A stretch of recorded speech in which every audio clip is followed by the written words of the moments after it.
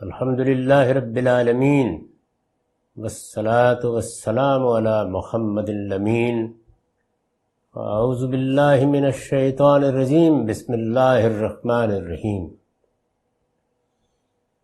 خواتین و حضرات، ہم میزان حصہ اول کے پہلے باب ایمانیات کا مطالعہ کر رہے ہیں۔ اس میں اللہ پر ایمان زیر بحث ہے۔ اس سے پہلے دو باتیں واضح کی گئیں۔ ایک یہ کہ ذات خداوندی کے لیے خود نفس انسانی میں احتیاج بھی ہے، اس کا تصور جب سامنے آتا ہے تو اس کے لیے لپک بھی ہے، اور اسے پیش کیا جائے تو اس کے لیے قبولیت بھی ہے۔ میں نے توجہ دلائی تھی کہ سب سے پہلے اگر کسی تصور کی صحت اور عدم صحت کا جائزہ لینا ہو تو یہ دیکھنے کی ضرورت ہوتی ہے کہ نفس انسانی کے ساتھ وہ کتنا ہم آہنگ ہے۔ وہ کوئی خارج کی دنیا کی چیز ہے، کوئی محض معلومات کی چیز ہے، یا میرے باطن کی طلب ہے۔ اس پہلو سے قرآن مجید نے جو علم ہمیں میسر کیا ہے، جس واقعے کی اطلاع دی ہے، اس پر ہم نے تفصیل سے گفتگو کی۔ دوسری چیز، انسان کے پاس ایک غیر معمولی صلاحیت ہے، وہ محسوس سے نامحسوس کا استنباط کرتا ہے۔ یعنی جو چیزیں اس کے تجربے اور مشاہدے میں آتی ہیں، ان پر غور کر کے ان سے ماورا حقائق دریافت کر لے گا۔ اس پہلو سے ہم نے اس چیز کا جائزہ لیا کہ یہ عالم، یہ کائنات، اس کائنات کی مخلوقات، ان میں خود ہماری اپنی ذات جس کا ہم مشاہدہ کرتے ہیں، یہ کس طرح ایک علیم و حکیم ہستی کے وجود پر دلالت کرتی ہے۔ گویا خلاصہ کلام کے طور پر یہ کہا جا سکتا ہے کہ کائنات اور اس کی مخلوقات اپنے خالق کی گواہی دے رہی ہیں۔ اب ایک اگلے مرحلے کی طرف آئیے اور پھر یہ دیکھیے کہ کیا یہ معاملہ اتنا ہی رہا؟ تو ہم نے بہت تفصیل کے ساتھ جائزہ لے کے دیکھا کہ قرآن مجید ہم کو یہ بھی بتاتا ہے کہ انسانیت کی تاریخ کی ابتدا ایک خالص تجربی عمل سے ہوئی ہے۔ اس میں ہمارے ابو الآباء کے ساتھ اللہ تعالیٰ نے مکالمہ کیا ہے، انہوں نے اللہ کے فرشتوں کو دیکھا ہے، ان کے سامنے بہت سے حقائق نمایاں کر کے پیش کیے گئے ہیں۔ قرآن مجید اس کی بھی ایک پوری تفصیل سناتا ہے اور یہ بتاتا ہے کہ کس طرح ان کو ابتدائی تعلیم دی گئی۔ یعنی ایک تو وہ تعلیم ہے جو وحی کے ذریعے سے، کتابوں کے ذریعے سے بعد کے زمانوں میں حاصل ہوئی، وہ کیا تعلیم تھی جو ابتدا میں دی گئی، اور وہ کتنی براہ راست تھی۔ یعنی اس میں بات کی گئی، اس میں مکالمہ کیا گیا، اس میں انہوں نے فرشتوں کو دیکھا، اور وہ اس ملکوت سے، اس بادشاہی سے آگاہ ہوئے جس بادشاہی کو اب ہمارے لیے پوشیدہ کر دیا گیا ہے۔ قرآن مجید اس کے بعد ایک اور چیز کی طرف بھی توجہ دلاتا ہے، اور یہ کہتا ہے کہ صرف اتنا ہی نہیں ہوا۔ یعنی انسان کو اللہ تعالیٰ کا جو تصور ملا ہے، یہ محض عقلی استنباط کا نتیجہ نہیں ہے، یہ محض باطن کی ایک لپک نہیں ہے کہ جس کو کوئی نام دے دیا گیا ہے، بلکہ ایک تاریخی حقیقت ہے جو نسلاً بعد نسلاً منتقل ہوئی ہے۔ یعنی یہ تصور ایک حقیقت کے طور پر اپنے تمام لوازم کے ساتھ تجربے اور مشاہدے کی چیز بنا ہے۔ وہ کس طرح بنا، اس کا ایک پہلو بیان کیا گیا۔ ایک دوسرا پہلو ہے جس کا ہم آج مطالعہ کریں گے۔ میں نے لکھا ہے پھر یہی نہیں، آدم و حوا کو دنیا میں بھیجنے کے بعد، یعنی سیدنا آدم علیہ السلام نے جب اس دنیا میں شعور کی آنکھ کھولی تو ایک تو وہ واقعہ پیش آیا، یعنی جس میں فرشتوں نے اعتراض کیا، ان کے سامنے آدم کی ذریت پیش کی گئی، آدم علیہ السلام نے اس ذریت سے ان کا تعارف کرایا، وہ اسکیم واضح کی گئی جس کے تحت اللہ تعالیٰ نے یہ دنیا بنائی ہے، اور وہ ابتدائی تعلیم دی گئی۔ پھر یہی نہیں، آدم و حوا کو دنیا میں بھیجنے کے بعد بھی ایک عرصے تک یہ اہتمام کیا گیا، یعنی جب ابتدا ہوئی تو ایک مدت تک، ایک عرصے تک یہ اہتمام کیا گیا کہ بنی آدم اگر اپنے ایمان و عمل کی قبولیت یا عدم قبولیت اسی دنیا میں جاننا چاہیں تو جان لیں۔ یعنی اس وقت کیا ہے، ہم نیکی کرتے ہیں، ہم خیر کا کوئی کام کرتے ہیں، ہم کسی کے ساتھ بھلائی کرتے ہیں، ہم اللہ کے تقرب کے لیے نماز پڑھتے ہیں، روزہ رکھتے ہیں، یا کوئی چیز بارگاہ خداوندی میں پیش کرتے ہیں، اعلیٰ اخلاق پر قائم رہتے ہیں، یا دنیا کی مصیبتوں اور تکلیفوں میں صبر و استقامت کے ساتھ صحیح راستے پر گامزن رہتے ہیں، تو یہ ہمیں معلوم نہیں ہوتا کہ ہمارے اس عمل کو قبولیت حاصل ہوئی یا نہیں ہوئی۔ یہ جتنے اعمال ہیں یہ انسان اپنے باطنی عرش سے کرتا ہے، اس کے اندر جو اخلاقی شعور دیا گیا ہے اس کے تقاضے سے کرتا ہے، اور پھر سب سے بڑھ کر اس احساس کے ساتھ کرتا ہے کہ مجھے ایک دن اپنے پروردگار کے حضور میں جواب دہ ہونا ہے۔ یعنی اللہ تعالیٰ کا تصور اس کے بغیر مکمل نہیں ہوتا کہ اللہ تعالیٰ سے ایک دن ملاقات بھی ہونی ہے، بلکہ اگر یہ بات کہی جائے کہ جس وقت میں اپنے پروردگار کا احساس پیدا کرتا ہوں، یا اس کا شعور حاصل کرتا ہوں، یا اس کا ایک تصور قائم کرتا ہوں اور اس کو مان لیتا ہوں، تو میرے باطن کی تمام حسیات اس بات کا تقاضا کرتی ہیں کہ میں جس طرح کا ایک باشعور انسان ہوں، یا ایک باشعور مخلوق ہوں جس طرح کی، میرے خالق کے ساتھ میری ملاقات ہونی چاہیے۔ یہ نہیں ہو سکتا، میرے اندر اس کے لیے غیر معمولی تقاضا موجود ہے۔ اصل میں یہی وہ تقاضا ہے کہ جو قیامت کے لیے میرے باطن سے ہم آہنگی کی دلیل بن جاتا ہے۔ تو یہ چیز چونکہ پیش آنی ہے ہر انسان کو، تو اس کا بھی اہتمام کیا گیا ابتدا میں کہ لوگوں کے ایمان اور عمل کی قبولیت اور عدم قبولیت ان پر واضح ہوتی رہے، اگر وہ اس کو جاننا چاہیں تو جان لیں۔ یہ گویا حقیقت کو اس زمانے کے ہر شخص کے لیے، یہ اب ابتدا ہو رہی ہے، اس کائنات کی ابتدا ہو رہی ہے، اس میں انسان کے ایک باشعور مخلوق کی ابتدا ہو رہی ہے۔ یہ زمین ظاہر ہے کہ انسان کے لیے بنائی گئی تھی، یہ اس کا مستقر بننے والی ہے، تو اس میں جب ابتدا ہو رہی ہے تو اس زمانے کے ہر شخص کے لیے تجربے اور مشاہدے کے درجے تک پہنچا دینا تھا۔ یہ گویا یعنی یہ چیز کہ میں نے ایک عمل کیا اور پھر مجھے معلوم ہو گیا کہ میرا وہ عمل بارگاہ خداوندی میں قبول کر لیا گیا ہے یا نہیں قبول کیا گیا۔ یہ گویا حقیقت کو اس زمانے کے ہر شخص کے لیے تجربے اور مشاہدے کے درجے تک پہنچا دینا تھا کہ اپنے ماں باپ کے ساتھ وہ بھی اس گواہی میں شامل ہو جائے۔ یعنی سیدنا آدم علیہ السلام نے تو مکالمہ کیا، اللہ تعالیٰ کے ساتھ بات کی، اس کے فرشتوں کو دیکھا، اور وہ سب معاملات پیش آئے جن کا ہم اس سے پہلے تذکرہ پڑھ چکے ہیں۔ اس سے آگے ان کی جو نسل پیدا ہوئی، ان کی ذریت میں بھی ایک عرصے تک یہ روایت قائم رہی کہ وہ بھی یہ جان سکیں کہ ان کا فلاں عمل یا ان کے ایمان کی فلاں کیفیت یہ قبول کر لی گئی یا قبول نہیں کی گئی۔ تو اس طرح سے گویا ایک اور گواہی صفحہ عالم پر ثبت ہونا شروع ہوئی۔ یہ گویا حقیقت کو اس زمانے کے ہر شخص کے لیے تجربے اور مشاہدے کے درجے تک پہنچا دینا تھا تاکہ اپنے ماں باپ کے ساتھ وہ بھی اس گواہی میں شامل ہو جائے۔ اس کی صورت یہ ہوتی تھی کہ لوگ اللہ تعالیٰ کے حضور قربانی پیش کرتے، پھر آسمان سے ایک آگ اترتی اور قبولیت کی علامت کے طور پر اسے کھا لیتی تھی۔ یہ معلوم ہے کہ قربانی اصل میں جان کی نذر ہے، یعنی یہ گویا عبادت کا منتہائی کمال ہے۔ میں اللہ کی اطاعت کے لیے بلکہ مجسم اطاعت ہو کر روزے رکھتا ہوں، میرے اندر جو اس کی عظمت کا اعتراف ہے اس کے اظہار کے لیے میں نماز پڑھتا ہوں، دعا و مناجات کرتا ہوں، اپنے آپ کو ایک بندہ عاجز کی حیثیت سے اس قادر مطلق کے سامنے پیش کرتا ہوں۔ لیکن جب میں قربانی کرتا ہوں تو گویا اس بات کا اعلان کرتا ہوں کہ یہ جان بھی اس کے لیے حاضر ہے، میرا خالق ہے۔ تو یہ جو سب سے بڑی عبادت ہے، اس کی صورت یہ ہوتی تھی کہ لوگ اللہ تعالیٰ کے حضور قربانی پیش کرتے، پھر آسمان سے ایک آگ اترتی اور قبولیت کی علامت کے طور پر اسے کھا لیتی تھی۔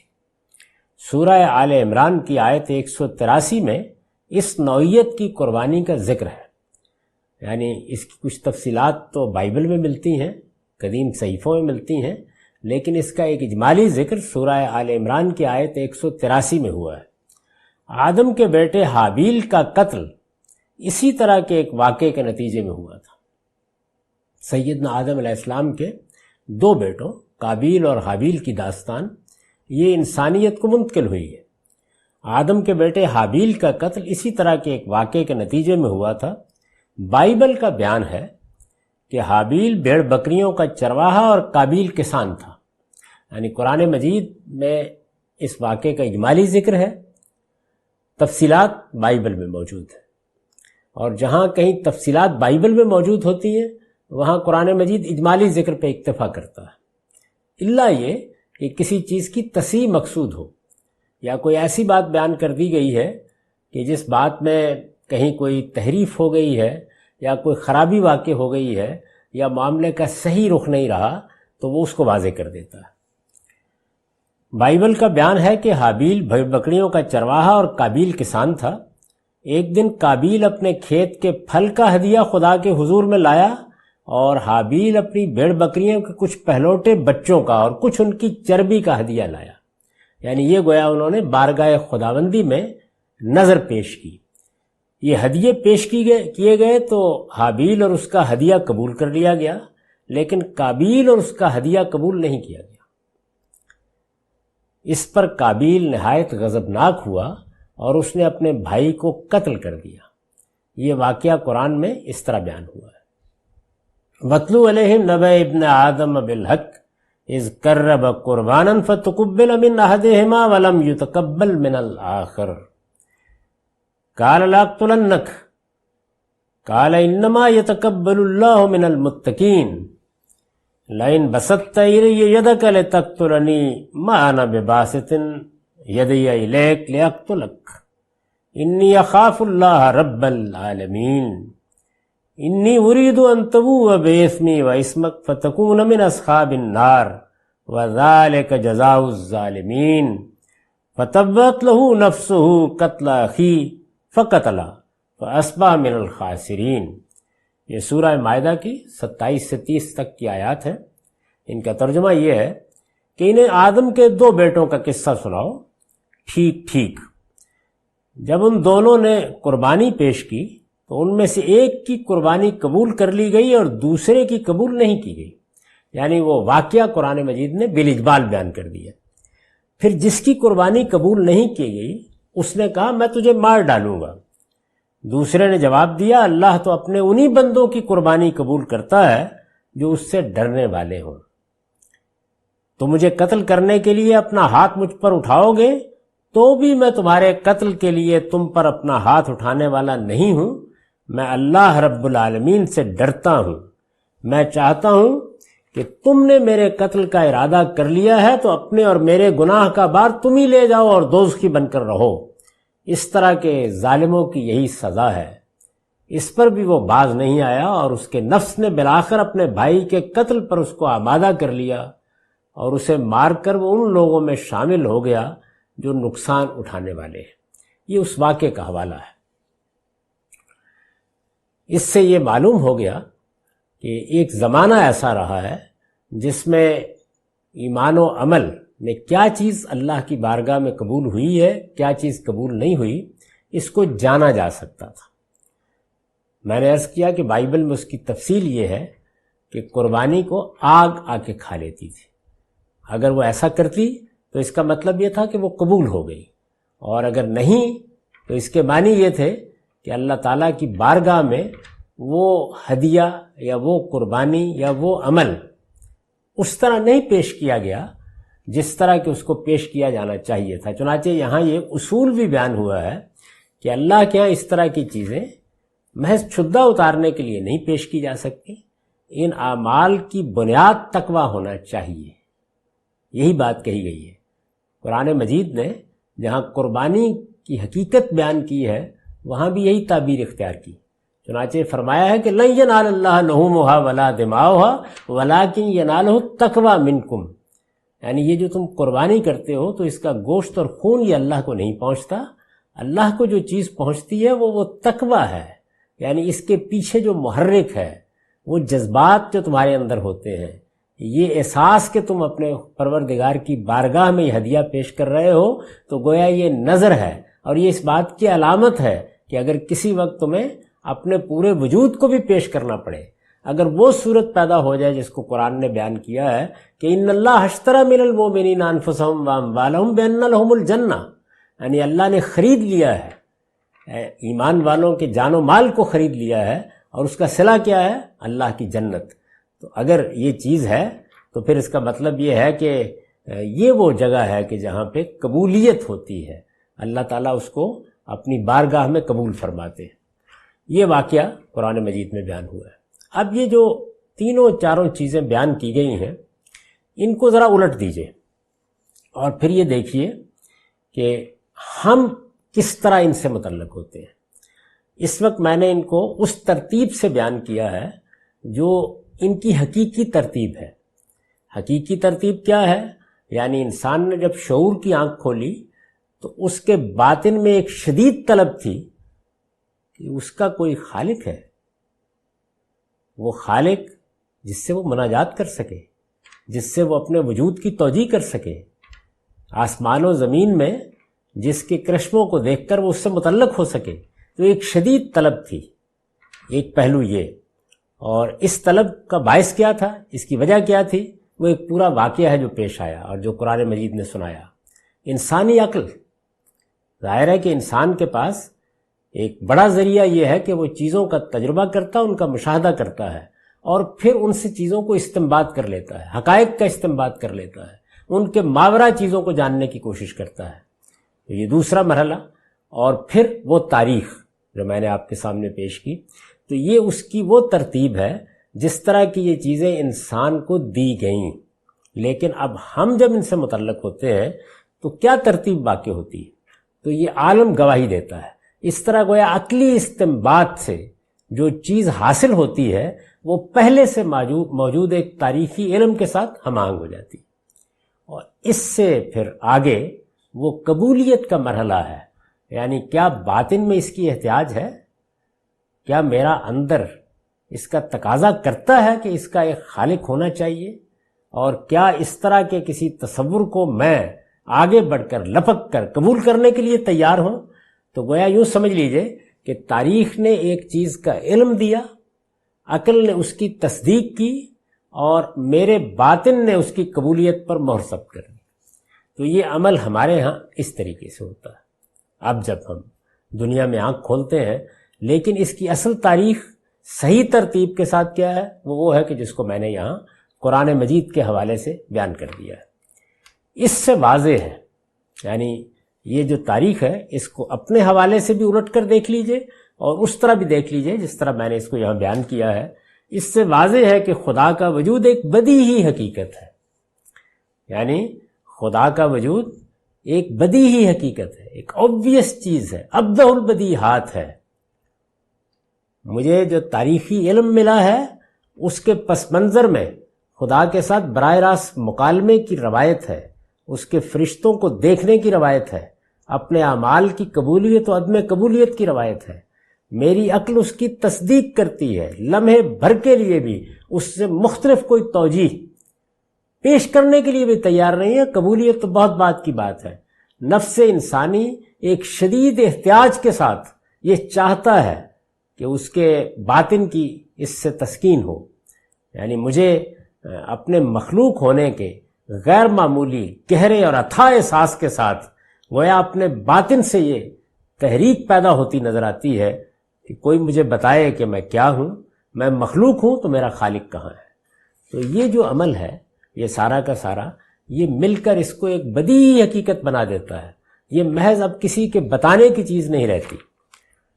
اس سے واضح ہے کہ خدا کا وجود ایک بدیہی حقیقت ہے جس کا تصور انسان اپنے آباء سے لے کر آیا ہے، یعنی یوں نہیں ہے کہ کسی خاص دور میں انسان نے یہ تصور پیدا کر لیا ہے، بلکہ وہ اپنے آباء سے لے کر آیا ہے، اور جس کی گواہی نفس اور مادہ دونوں اپنے وجود سے دیتے ہیں. یعنی مادی حقائق، یہ کائنات، اس کو جب ہمارے مشاہدے سے گزارا جاتا ہے، جب اس کا تجربہ کرتے ہیں تو یہ بھی گواہی دیتی ہے، اور نفس انسانی اس کے نتیجے میں جو تصور پیدا ہوتا ہے اس کی قبولیت پر اپنی مہر لگاتا ہے.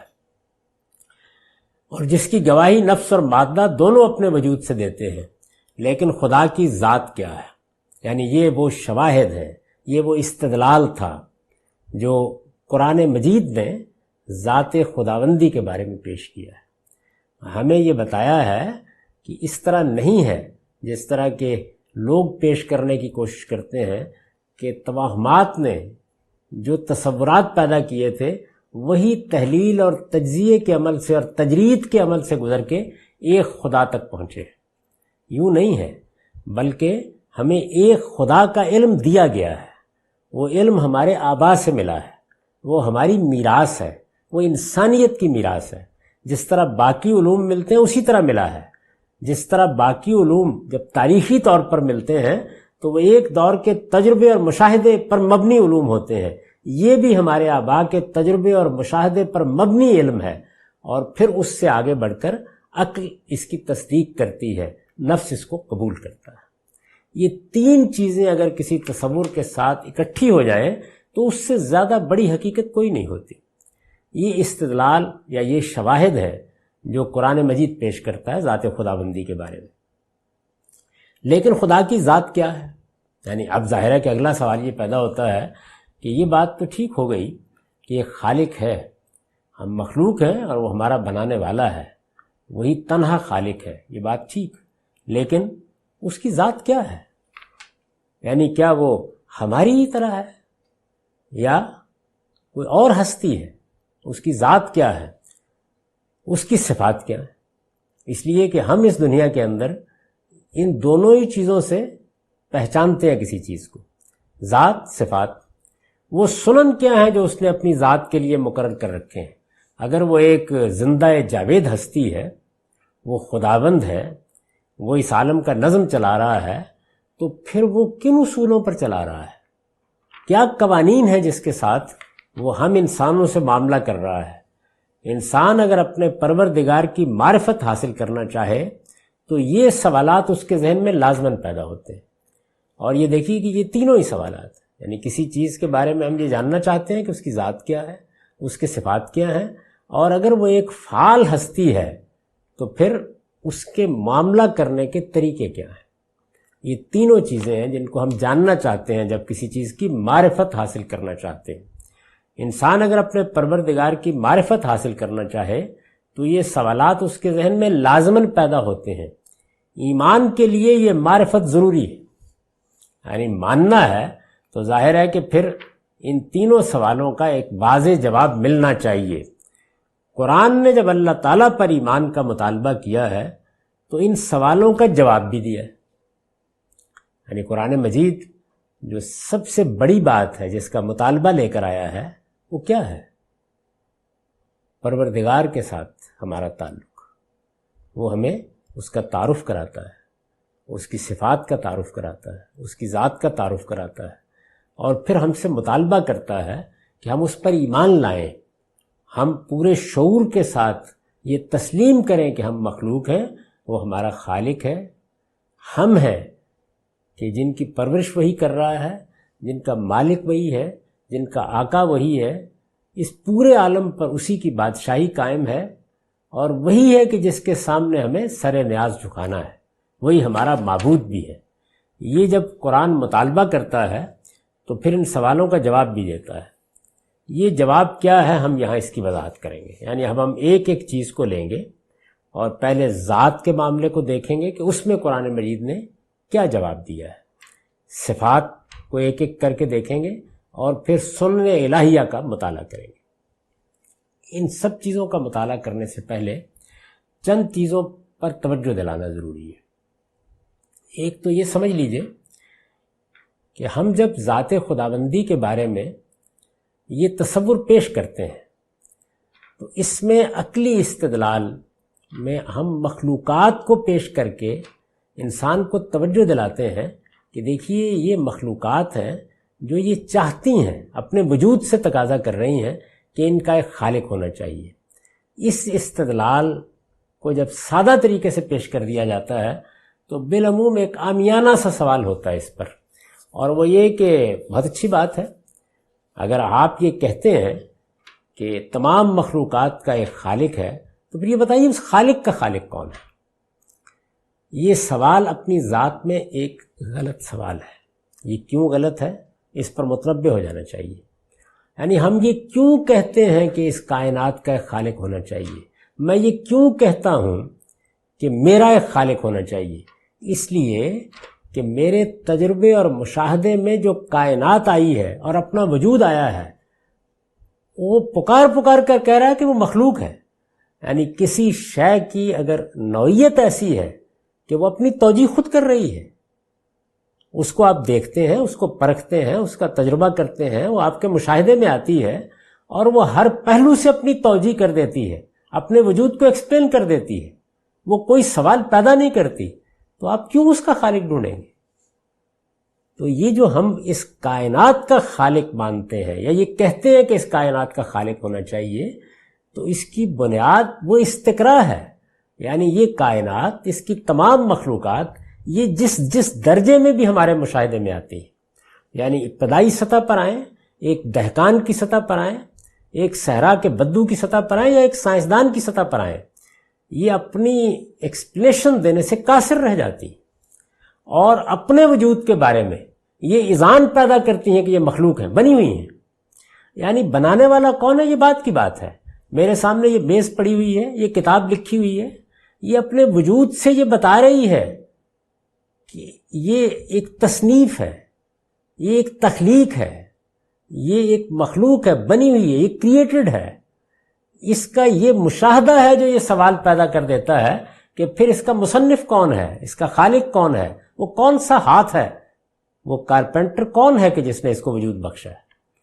تو شے کا مطالعہ، ذات خداوندی کے ساتھ اگر ملاقات کا شرف حاصل ہوتا ہے اور وہاں جا کر بھی یہ معلوم ہوتا ہے کہ وہ ذات اپنے وجود کی ایکسپلیشن نہیں دے رہی، یعنی گویا وہ بھی وہی سوال پیدا کر رہی ہے جو ایک میز کو دیکھ کر، جو سیاروں کو دیکھ کر، جو کائنات کو دیکھ کر، جو ان گوناگوں مخلوقات کو دیکھ کر پیدا ہو گیا تھا۔ تو عقل انسانی کہتی ہے کہ پھر اس کے بھی خالق کا آپ تقاضا کریں۔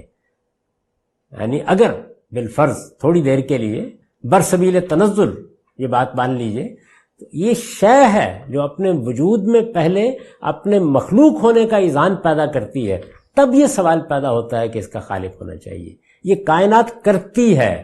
قرآن کہتا ہے کہ جب خالق سے ملاقات ہوگی تو ایسا نہیں ہوگا۔ دوسری چیز کیا ہے؟ دوسری چیز یہ ہے جس پر بہت متنبہ ہونا چاہیے، وہ یہ کہ ہم جو کچھ بھی اس دنیا میں علم رکھتے ہیں، اس علم میں یہ ضروری ہوتا ہے کہ وہ چیزیں یا تو ہمارے مشاہدے میں آئیں یا کم سے کم ان کا ہم تصور پیدا کر سکیں۔ یہ جو ہمارا طریقہ ہے، اس کی بنیاد پر قرآن مجید نے ایک اسلوب اپنایا ہے جس کو وہ متشابہات کا اسلوب کہتا ہے۔ ایک مثال سے سمجھ لیجئے، یعنی ہمیں یہ بتایا گیا ہے کہ جس طرح یہ دنیا ہمارے لیے بنائی گئی ہے، جب ایک وقت آ جائے گا اللہ تعالیٰ اس دنیا کو ختم کریں گے تو پھر انہی زمین و آسمان کو اٹھا کر نئے زمین و آسمان میں تبدیل کر دیا جائے گا، اور اس میں ایک جنت بھی ہوگی اور جہنم بھی ہوگی، یہ بتایا گیا۔ اب ظاہر ہے کہ یہ کیا چیز ہے؟ یعنی پہلی بات یہ بتا دی گئی کہ جو میٹیریل ہے، جو مادہ استعمال ہونا ہے، وہ یہی ہے جس میں تم اب بیٹھے ہوئے ہو۔ یوم تبدل الارض غیر الارض والسماوات، یعنی کیسے بنائی جائے گی جنت، کیسے وجود میں آئے گی جہنم۔ تو یہ بتایا گیا کہ اسی دنیا کو، یہ جو دنیا تم کو نظر آ رہی ہے، یہ جو ارض و سماوات نظر آ رہے ہیں، یہ جو عظیم کائنات نظر آ رہی ہے، اس کو اٹھا کر اسی مادے کو، اسی میٹیریل کو ایک نئے زمین و آسمان میں تبدیل کر دیا جائے گا۔ تو اب یہ ممکن ہو گیا کہ ہمارے پاس جو چیزیں موجود ہیں ان کے مشابہ ایک تصور پیدا کر کے ہمیں جنت کا کچھ تعارف کرا دیا جائے۔ یعنی گویا یوں سمجھ لیجئے کہ وہ جنت کیسی ہوگی، وہ دنیا کیسی ہوگی، اپنی حقیقت کے لحاظ سے وہ جیسی بھی ہوگی، اس کی ایک جھلک ہم یہاں دیکھ سکتے ہیں. تو اس سے تمثیل کے ذریعے سے علم حاصل کرنے کا راستہ پیدا ہو جاتا ہے. ذات خداوندی کے بارے میں یہ ممکن نہیں ہے. چنانچہ کہا ہے قرآن مجید نے کہ لا تضربوا للہ الامثال. یہ جو تمام مباحث آپ کو علم کلام اور فلسفے میں نظر آتے ہیں، ان کی بنیاد میں یہی غلطی کار فرما ہے. یعنی اس میں اصل میں انسان کے یہاں صفات کیسے متصادم ہوتی ہیں، انسان سے ان صفات کا کیسے ظہور ہوتا ہے، اس کو بنیاد بنا کر ذات خداوندی کو سمجھنے کی کوشش کی گئی ہے. اور جب آپ یہ کام کرتے ہیں تو اصل میں آپ تمثیل کا طریقہ اختیار کر رہے ہوتے ہیں، اور تمثیل کا طریقہ صرف وہیں اختیار کیا جا سکتا ہے جہاں مماثلت کی کوئی صورت موجود ہو، بنیاد موجود ہو. قرآن مجید یہ کہتا ہے کہ ایسی کوئی مماثلت کی بنیاد اللہ تعالیٰ کے معاملے میں تمہارے اندر یا تمہارے عالم میں موجود نہیں ہے. صفات کا ایک ہلکا سا پرتو پایا جاتا ہے، اس لیے کسی حد تک ان کا تصور کر سکتے ہو، لیکن وہ بھی ذات خداوندی میں جس طرح پائی جاتی ہیں اس کی کوئی مثال تمہارے پاس موجود نہیں ہے. چنانچہ سب سے بڑھ کر یعنی جنت دوزخ کے بارے میں تمثیل اور تشبیہ کا طریقہ اختیار کیا گیا. ماضی کے حقائق کو بتانے کے لیے تمثیل اور تشبیہ کا طریقہ اختیار کیا گیا، بلکہ لوگوں کو توجہ دلائی گئی کہ یہی طریقہ موزوں ہے، اور یہ بتایا گیا کہ جو حقائق دکھائے نہیں جا سکتے، جن کا مشاہدہ نہیں کرایا جا سکتا، جن کے لیے الفاظ موجود نہیں ہیں، ان کو بیان کرنے کا طریقہ یہی ہے. لیکن اللہ تعالیٰ کی ذات میں یہ بتا کر انسان کو اس کے حدود بتا دیے گئے کہ لا تضربوا للہ الامثال، یعنی یہاں پر تمثیل اور تشبیہ کا طریقہ نہیں چلے گا، اس لیے کہ کوئی مماثل چیز کسی درجے میں ہے ہی نہیں، نہ تمہارے وجود میں، نہ تمہارے گرد و پیش میں، نہ مخلوقات میں، نہ اس کائنات میں. تو یہ دو چیزیں ہیں کہ جن پر متنبہ رہنا چاہیے. ایک یہ کہ جو کچھ بھی ہمارا علم و استدلال ہے وہ پیدا یہاں سے ہو رہا ہے کہ ہم جس کائنات میں رہتے ہیں، ہم جن چیزوں کا مشاہدہ کرتے ہیں، ہمارے گرد و پیش میں جو مخلوقات ہیں وہ اپنے وجود سے یہ اذعان پیدا کرتی ہیں کہ وہ مخلوق ہیں، وہ کریٹڈ ہیں، وہ بنی ہوئی ہیں. ان کے بارے میں یہ بات کسی استدلال کی محتاج نہیں ہے، یہ تو ان کے مشاہدے کے لازمی نتیجے کے طور پر سامنے آتی ہے. یعنی میں اپنے باطن میں جب جھانکتا ہوں تو مجھے اس چیز کے جاننے کے لیے کسی استدلال کی ضرورت نہیں پڑتی کہ میں مخلوق ہوں، میں بنا ہوا ہوں. اب جب ایک چیز کے بارے میں یہ اذعان پیدا ہو جاتا ہے تو اس کا لازمی نتیجہ یہ ہے کہ ہم خالق کو تلاش کرتے ہیں. اگر یہ اذعان میرے باطن میں پیدا نہ ہو، اگر میرا وجود میرے سامنے یہ سوال نہ پیدا کرے، اگر میرا مخلوق ہونا یہ بنیاد کے طور پر نہ ہو، تو پھر یہ سوال پیدا نہیں ہوتا. تو چونکہ ذات خداوندی کو ہم نے دیکھا نہیں ہے، اس کا مشاہدہ نہیں کیا، یہ ہم نہیں کہہ سکتے کہ وہ مخلوق ہے. اور جب یہ نہیں کہہ سکتے وہ مخلوق ہے تو پھر یہ سوال بھی نہیں کر سکتے کہ اس کا خالق کون ہوگا. یعنی یہ اس کے بعد کا مرحلہ ہے، اور ہمارا سارا علم اسی طرح آگے بڑھتا ہے. یعنی آپ یہ دیکھیے کہ اس وقت ہم بے شمار چیزیں جن کی توجیہ کرتے ہیں، بے شمار چیزیں. یعنی ہم کہتے ہیں کہ یہ میز کیسے وجود میں آئی، ہم یہ کہتے ہیں کہ یہ فلاں گھر کیسے وجود میں آیا، ہم یہ دیکھتے ہیں کہ یہ جہاز کیسے وجود میں آیا ہے. یہ سب چیزیں جو ہمارے سامنے ہیں، ان سب چیزوں کے بارے میں ہم یہ مشاہدہ کرتے ہیں، اور روزمرہ مشاہدہ ہے ہمارا کہ یہ چیزیں جب ہمارے سامنے آتی ہیں تو ہم ان کے بارے میں یہ سوال اٹھاتے ہیں. یہ سوال کیوں اٹھاتے ہیں؟ اس لیے اٹھاتے ہیں کہ یہ اپنے وجود سے اس چیز کی شہادت دے رہی ہوتی ہے. اسی سے اصل میں اگلا سوال پیدا ہوتا ہے. اور جیسے کہ میں نے عرض کیا، یعنی فلسفے اور علم کلام کی بنیاد میں جو بنیادی چیزیں لوگوں کے لیے خلجان کا باعث بنتی ہیں وہ حقیقت میں ذات خداوندی کو انسان یا انسان کے تصورات پر قیاس کرنا ہے. یعنی یہاں الٹ ہونا چاہیے. جو علم دیا جا رہا ہے اس علم کے اس حصے کو ہم سمجھنے کی صحیح کریں کہ جو ہماری ذات سے متعلق ہوتا ہے. تو اس سے تو ہمارے علم میں اضافہ بھی ہوتا ہے، ایک اطمینان بھی حاصل ہوتا ہے. لیکن جب دوسرا راستہ اختیار کیا جاتا ہے تو آپ دیکھیے کہ کبھی کسی کے لیے یہ چیز باعث اطمینان نہیں بن سکی. خود مسلمانوں کے ہاں علم کلام کی پوری تاریخ پڑھ لیجئے، لوگوں نے یہی کوشش کی کہ وہ اسی طریقے کے استدلال کی بنیاد پر ذات خداوندی کو، اس کے علم کو، اس کی قدرت کو سمجھا سکے. بالکل یہی معاملہ عیسائی متکلمین نے اختیار کیا. دنیا کے باقی فلسفوں میں یہی طریقے اختیار کیے گئے، یہ کامیابی نہیں ہو سکی۔ کیوں نہیں ہو سکی؟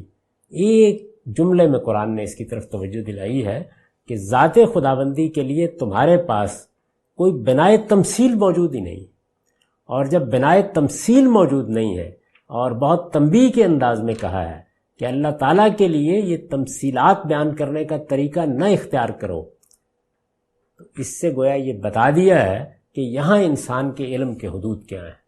تو میرے علم کے وہ حدود ہیں جن کے اندر یہ تصور میرے لیے ایک بدیہی تصور بنتا ہے کہ میں مخلوق ہوں، میرا ایک خالق ہونا چاہیے، یہ کائنات مخلوق ہے، اس کا ایک خالق ہونا چاہیے۔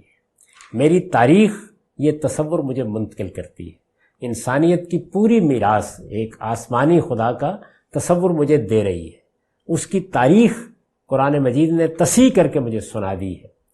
اور پھر اس سب سے آگے بڑھ کر میرا نفس اس کی قبولیت کے لیے بےتاب ہے۔ باطن میں جھانک کے دیکھ لیجئے، یعنی جیسے ہی آپ تنہائی میں کہیں بیٹھ کر، خلوت میں بیٹھ کر چند لمحوں کے لیے تصور کریں گے کہ اس کائنات کا کوئی خالق نہیں ہے، ایک ایسے خلا سے دوچار ہو جائیں گے جس کو بھرنے والی کوئی چیز اس عالم میں موجود نہیں ہے، سوائے اس کے کہ سر جھٹک کر یہ کہہ کر اپنے آپ کو مطمئن کر لیں کہ میں اس پر سوچنے کے لیے تیار نہیں۔